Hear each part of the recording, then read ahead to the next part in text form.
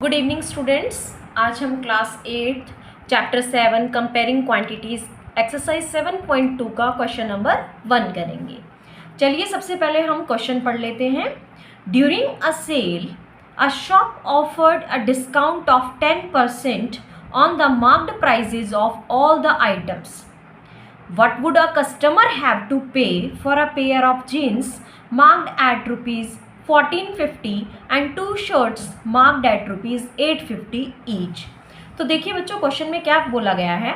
एक सेल के दौरान एक दुकान जो है वो ऑफर करती है डिस्काउंट 10% का सभी आइटम्स के मार्क्ड प्राइस पे। मतलब जितना भी उसका मार्क्ड प्राइस होगा आइटम का, उसके ऊपर 10% का हमें डिस्काउंट दिया जा रहा है। अब आगे क्वेश्चन में पूछा गया है कि एक कस्टमर को कितने रुपए देने पड़ेंगे एक जीन्स के जोड़े के लिए, और जीन्स का जो जोड़ा है उसका मार्क्ड प्राइस है 1450 एंड टू शर्ट्स, और दो शर्ट जो हैं जिनमें से एक शर्ट का जो मार्क्ड प्राइस है वो है रुपीज़ 850। तो दूसरी शर्ट का भी 850 होगा। दो शर्टें हैं ना, तो एक शर्ट का मेजरमेंट मार्क्ड प्राइस हमें यहाँ पे दिया गया है। चलिए स्टार्ट करते हैं सॉल्यूशन। सबसे पहले हम लिखेंगे marked price of pair of jeans, जो कि हमें दिया है रुपीज़ 1450। उसके बाद सेकंड आइटम हमने क्या देखा है, शर्ट। तो हम सबसे पहले लिखेंगे मार्क्ड प्राइस, तो इसको शॉर्ट फॉर्म हम एमपी लिख सकते हैं। Marked price of one shirt equal to rupees 850। अब ये तो एक शर्ट का है 850 रुपीज़, लेकिन हमने शर्ट तो दो खरीदी हैं, तो हम लिखेंगे marked price of two shirts. तो 2 मल्टीप्लाई रुपीज़ 850, जिसको मल्टीप्लाई करने पर हमारे पास आएगा 1700। ठीक है, अब हमारे पास दो मार्क्ड प्राइस हो गए, एक तो जीन्स का और दो शर्ट्स का। अब हम दोनों को प्लस करेंगे। Marked price of total items equal to rupees 1450 plus rupees 1700। So what we will get here, 3150, 3150। Clear.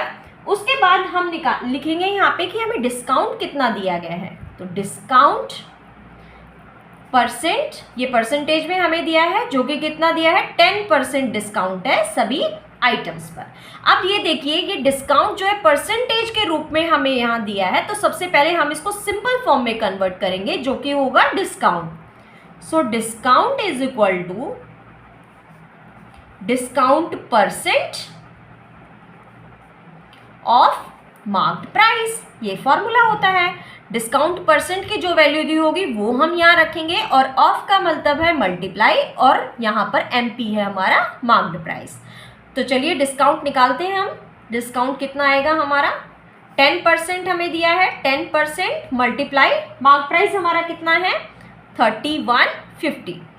Now next step में हम इसको ओपन करेंगे। 10% का निशान जब हम हटाते हैं तो अपॉन में 100 आता है, मल्टीप्लाई 3150।